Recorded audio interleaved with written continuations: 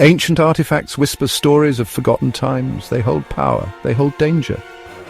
What happens when one is unleashed? What happens when the whispers become screams? This is not just a question, it's a warning.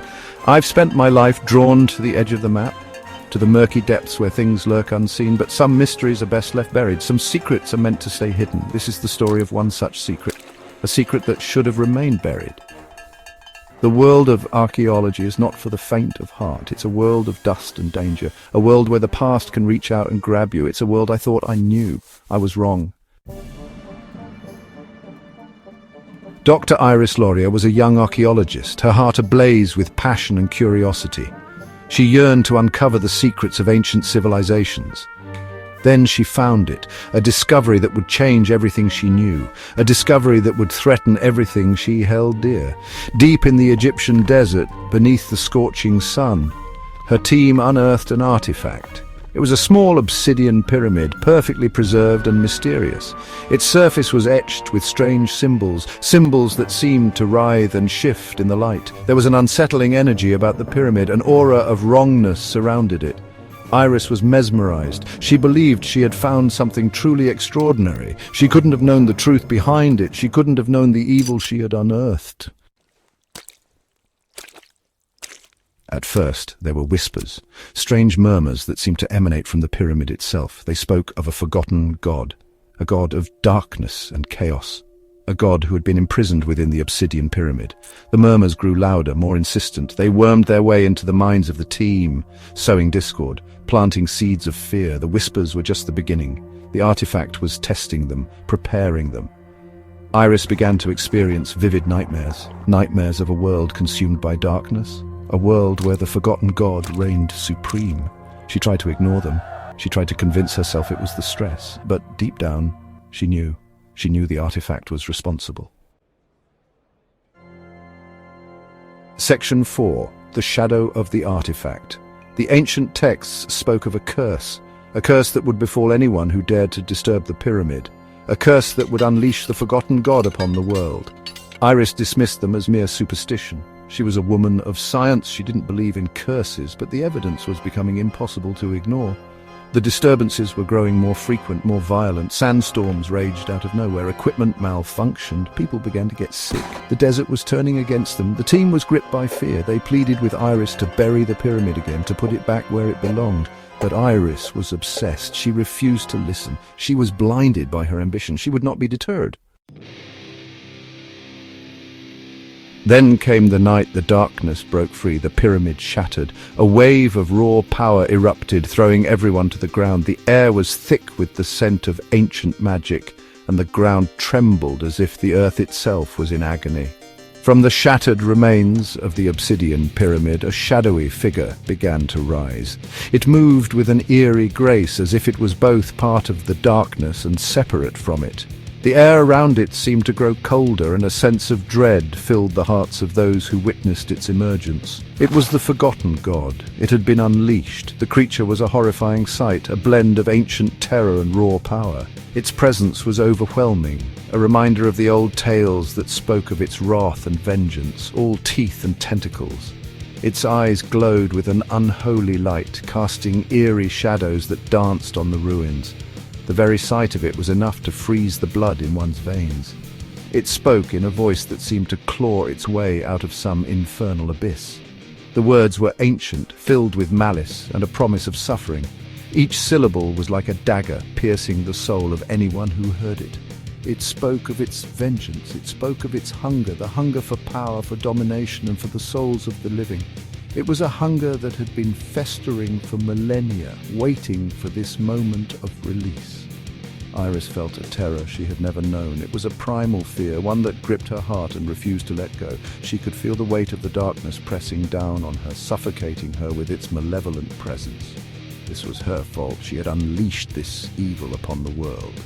The regret was overwhelming, a heavy burden that threatened to crush her spirit. She had been warned, but she had not listened. But she was also filled with a strange sense of responsibility. She knew that she had to make things right. The fear was still there, but it was now accompanied by a fierce determination. She could not let this darkness consume the world. She had to stop it. She had to find a way. With an ancient artifact in hand, she prepared for the battle ahead. The fate of the world rested on her shoulders, and she was ready to face the darkness. The forgotten god wreaked havoc. It unleashed plagues upon the land, spreading disease and despair wherever its shadow fell. Villages were decimated, and the once thriving communities were reduced to ghost towns. It turned the desert against the living. The sands themselves seemed to come alive, swirling in violent storms that buried entire settlements. It seemed unstoppable, a force of nature that no mortal could hope to challenge.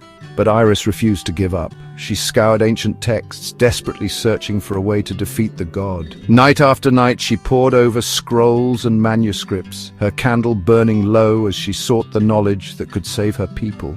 She discovered that the god drew its power from the fear of mortals. The more terror it inspired, the stronger it became.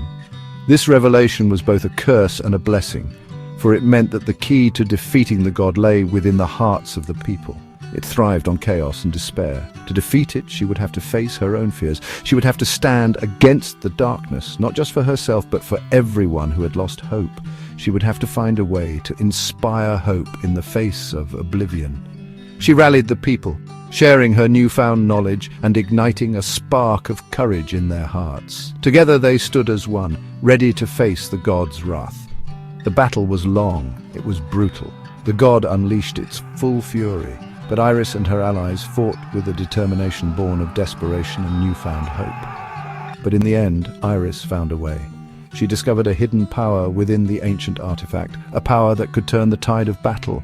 She used the forgotten god's own power against it. Channeling the energy of the artifact, she weakened the god. Stripping it of its strength, she turned its fear into courage.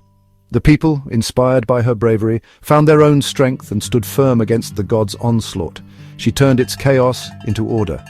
The once chaotic battlefield became a symbol of unity and resilience.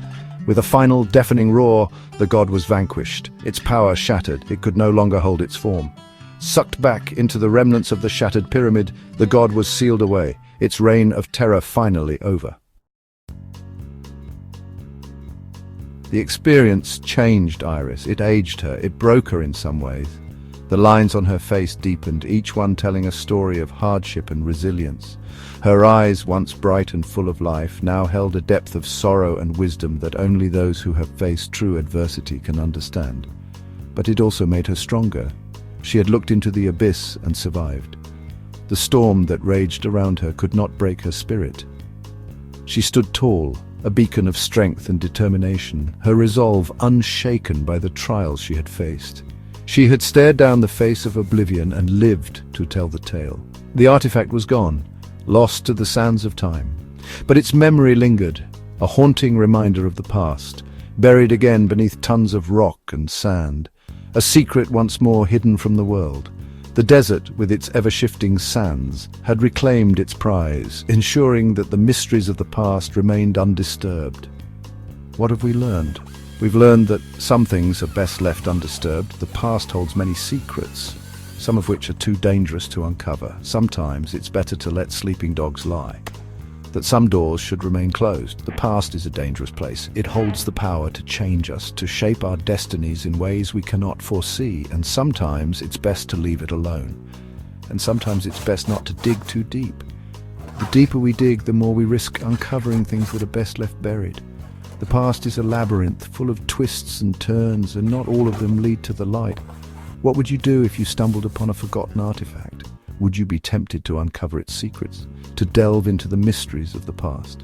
Or would you leave it be, respecting the boundaries set by time? Would you dare to unlock its secrets, to risk the unknown, for the chance to uncover something extraordinary?